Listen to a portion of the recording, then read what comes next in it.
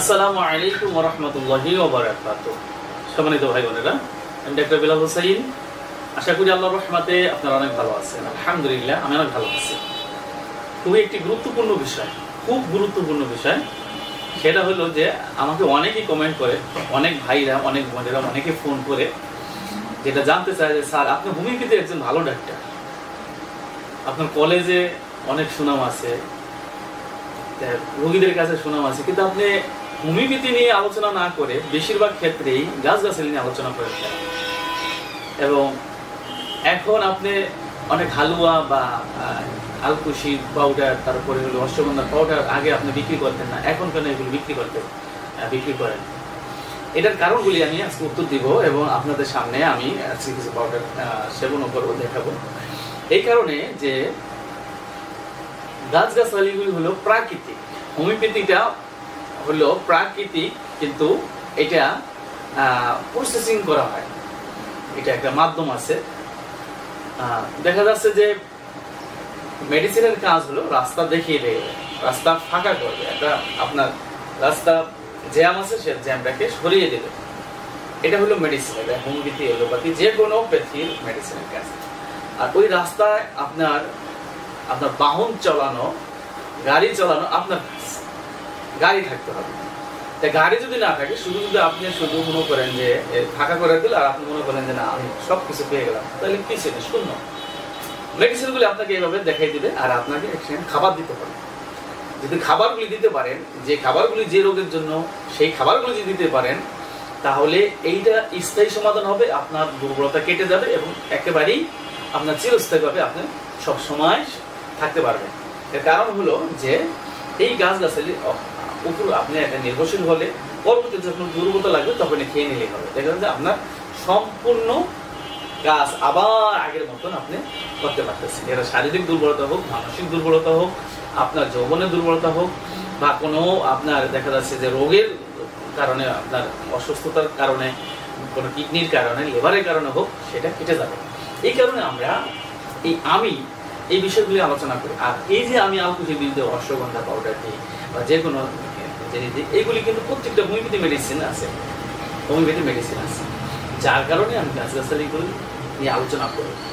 এই গাছগাছালি এই কারণে আপনাদের খেতে হবে। আমি যখন পরামর্শ দিই ওদের বুঝতে হবে যে এই গাছগাছালি অনেক উপকারিতা আছে।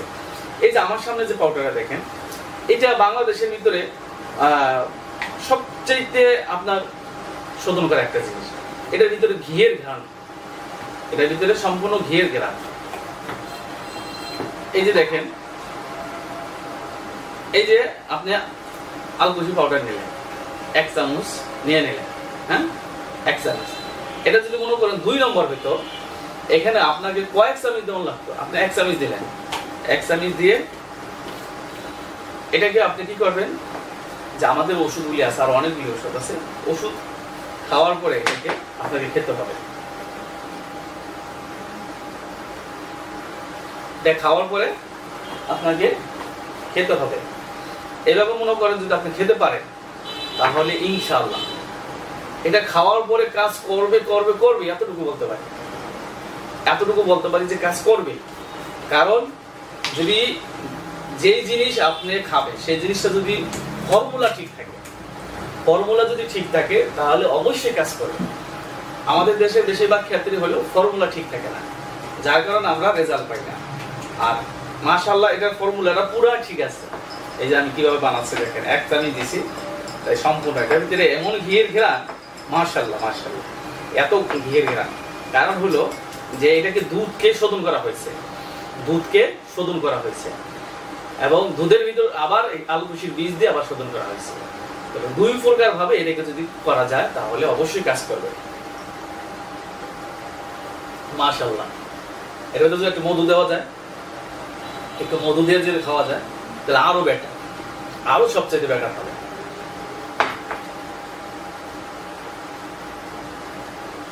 মধুটা দাও তো।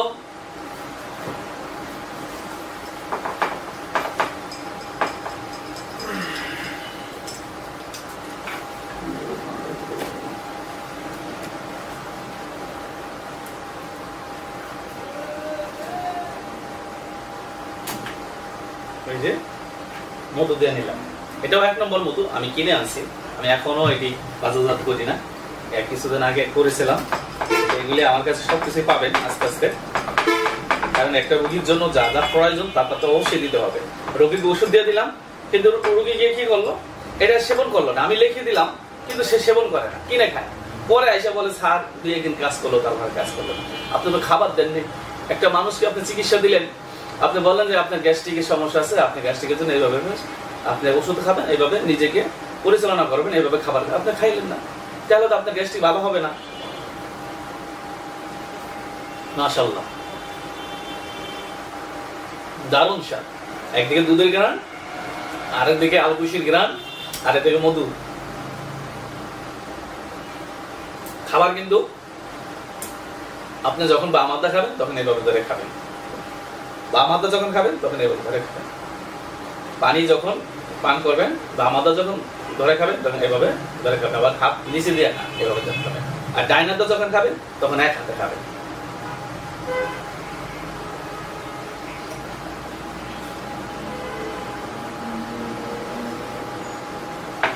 মাশাআল্লাহ, এভাবে আপনারা বানিয়ে খান, ইনশাআল্লাহ দেখবেন ঠিক হয়ে গেছে। আর যদি বানাতে না পারেন অবশ্যই আমাদের সাথে যোগাযোগ করতে পারেন। আসসালামু আলাইকুম ওয়া রাহমাতুল্লাহি ওয়া বারাকাতুহু।